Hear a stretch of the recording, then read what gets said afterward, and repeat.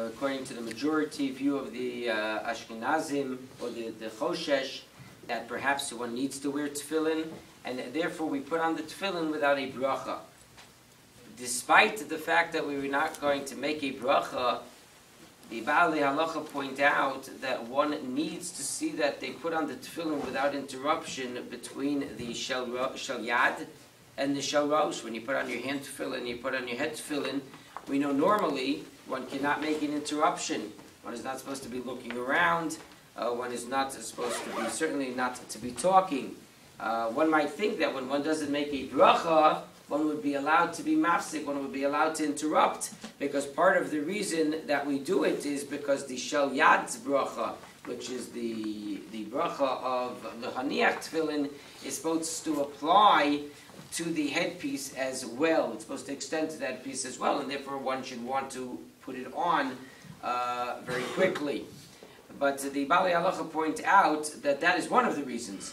But there is a concept that the tefillin shel yad and the tefillin shel rosh are looked at as one mitzvah in and of itself, even without the bracha qualification. And therefore one should see that on Chol HaMoed as well, one should not make any interruption between putting on the handpiece and putting on the headpiece.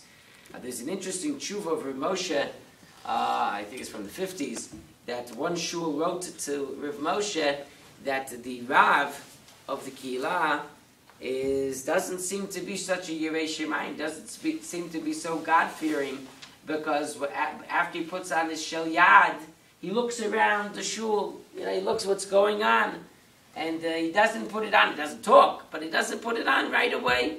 He looks around too much.